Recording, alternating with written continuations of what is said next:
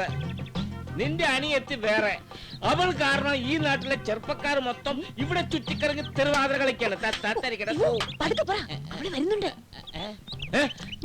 തിരുമൽ ദേവ, നാടിളക്കിയാണല്ലോ വറവ്.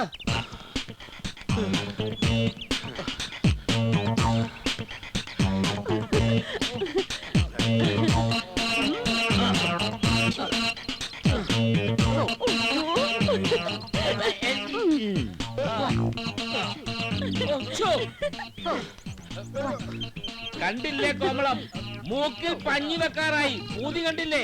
എടോ കിളവൻ പണ്ടാറങ്ങളെ, നിങ്ങൾ എന്തിനാ ഇങ്ങോട്ട് വന്നേ? വാൽസറി ഡേ അല്ലേ, ഈ കുട്ടി ഇന്ന് സീറ്റ്സ് തരാനായി വിളിച്ചിരുന്നു. എനിക്കും. നിനക്ക് വിഷം തറാ. ഓടോ പണ്ടാറങ്ങ. എല്ലാരും പോയോ?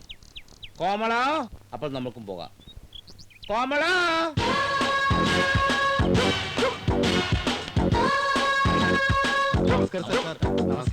നമസ്കാരം. എന്താ എല്ലാവരും കൂടി ഇത്ര രാവിലെ? കാലത്ത് വന്നില്ലെങ്കിൽ പിന്നെ സാറിനെ കാണാൻ പറ്റില്ലല്ലോ. ഒരു ജനസേവകനായി ജനിച്ചു പോയി.